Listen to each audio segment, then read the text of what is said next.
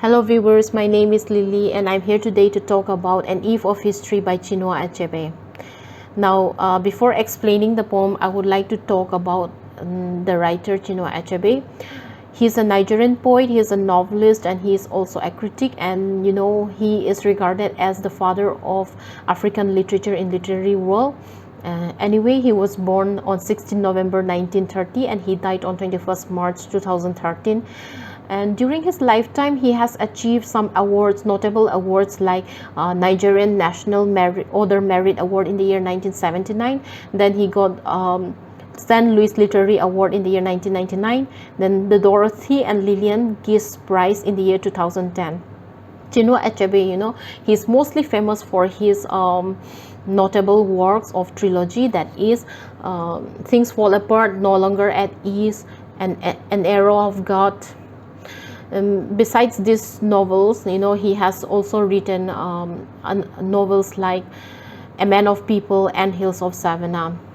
Now coming to the poem, An Eve of History. This poem, what is the poem about? The poem is about a counterfactual history. When I say counterfactual history, I mean virtual history. By virtual history, we mean that it attempts to answer the question of what if. What if Hitler had won the war? What would have happened? Things would have been different, right? So you know what? The poet is also trying to convey the idea that whoever wins the war, whoever becomes the winner of the war, they become the verdict of jury. They can decide who is wrong and who is right, who is a hero and who is a villain. Okay.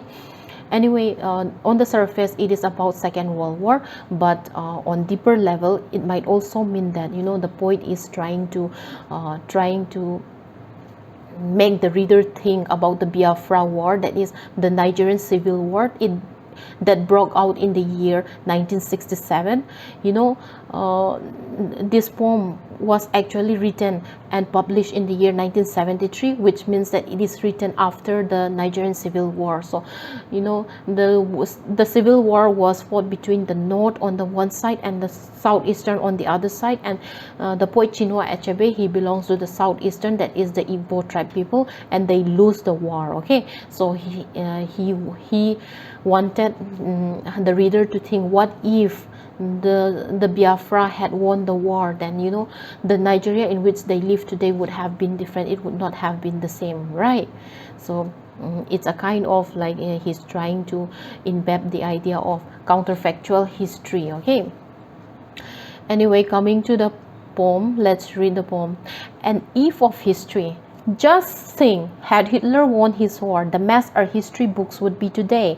The Americans, flushed by verdict of victory, hanged a Japanese commander for war crimes. So here the poet starts abruptly. Okay, he wanted the reader to do nothing but to think. He started with the line, just think. Okay, abruptly he started, just think. He wanted the reader to do nothing but only think about what? Think about if Hitler had won his war, the mess our history books would be. Things would have changed, isn't it? The hero will become the villain will become the hero, and the world would be totally different than we have today. Okay, the Americans, flushed by verdict of victory, hanged a Japanese commander for war crimes. See, like I told you, the poet says that whoever wins the war becomes the verdict of jury, and here the Americans they hang the Japanese commander for war crimes which he committed. Okay, here the Japanese commander is none other than Tamayuki Yamashita. Okay, he was a Japanese general in the Imperial Japanese Army during the war. Okay, and the crime which he committed was the crime committed by his troop under his commanding in Philippines. Okay, so here the Americans are justified by hanging war criminals. They think that they are so righteous, but it will be they will be doing the exact same thing. They will become a war criminal. Okay, in the next line we'll say, a generation later, an itching finger pokes their ribs. We've got to hang our Westmoreland for bloodier crimes in Vietnam. See, a generation later, years and years later, an itching finger pokes their ribs. Here is another idiomatic expression.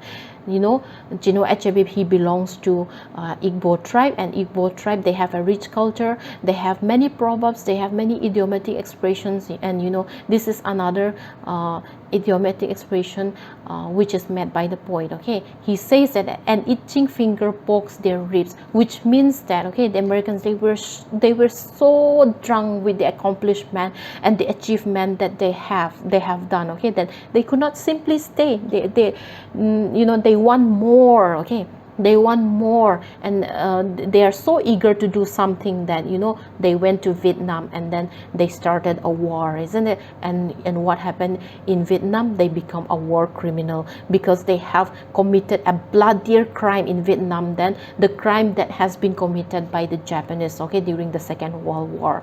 Then, you know, here the poet puts out his argument. He says that we've got to hang Westmoreland, William Westmoreland. You know, we all know that in Vietnam War, the American lost the war. However, Westmoreland wasn't hanged, okay, but he deserved to be hanged. This is the poet's point, okay. He deserved to be hanged, but he wasn't hanged. Then what happened in the next? The argument is answered by the poet itself again in the next line. But everyone by now must know that hanging takes much more than a victim, no matter his lot of manifest skill. He says that, but everyone by now, we must all know that hanging is not the answer and was never the answer and is not a solution. By hanging, you know, no matter how much lot of manifest skill one has, by hanging, it not only kills the person, it not only kills the individual, it kills the ideals and the morals it represented. Okay, say for example, Tomoyuki Yamashita, when he was killed, he was not killed individually. The entire nation of Japan was killed because, you see, the ideals and the morals which he represented was killed along with him. This is what the poet says. Okay, the poet says that hanging is not a solution, is never an answer. And he says that for even in lynching, a judge of sorts is needed, a winner. This is another idiomatic expression. The poet says that only a faultless person, okay, only a faultless person, a righteous person, okay, can judge, okay, or is deemed worthy to judge someone. Just think, if Hitler had gambled and won, what chaos the world would have known. His implacable foe across the channel would surely have died for war crimes. And as for Truman, the Hiroshima villain, well, you see now, he says that even if Hitler had won the war, okay, of course things might have been different. However, Hitler also would have done the same thing by hanging. Okay, he says that first he will hang the impeccable foe, the enemy across the channel, that is the English Channel, that is Winston Churchill. He would have hanged Winston Churchill, and he would have hanged Truman. Truman, who is Truman? The President of the United States of America, okay, who was the person who approved and sanctioned of the atomic bombing of Hiroshima and Nagasaki. Okay, so Hitler would have hanged Truman also. Well, had Hitler won his war, de Gaulle would have needed no further trial, for he was not condemned already by Paris to die for his treason to France. So if Hitler had won the war, okay, de Gaulle, he was the leader of France, but you know, he betrayed his people. He fled to London in the year 1940, so he was hated by the public. And you know, if Hitler had won the war, okay, the public, though they hated him so much, okay, they would not have the chance to they would not have the chance to kill him, because Hitler would have hanged him by then. Okay, had Hitler won the war, Vidkun Quisling would have kept his job as Prime Minister of Norway simply by Hitler winning. And you see, if Hitler had won the war, okay, Vidkun Quisling, he is a pro-Nazi, okay, he was the Prime Minister of Norway during the Second World War. Okay, he was a pro-Nazi. That's why you see, if Hitler had won the war, he would not have died, but he would have been he would have lived, and then he would have been a Prime Minister of Norway, okay, if Hitler had won the war. So by simply Hitler winning the war, the history which we have today would be different, and the history will not be the same. Okay, so this poem falls under the genre of speculative history. That means virtual history or counterfactual history. What if it answered to the questions? Okay, what if Hitler had won the war? Then those that have died would not have died, and those who had lived would have died, isn't it? So anyway, I hope you understand. Thank you very much. Bye bye. Have a nice week ahead. Thank you.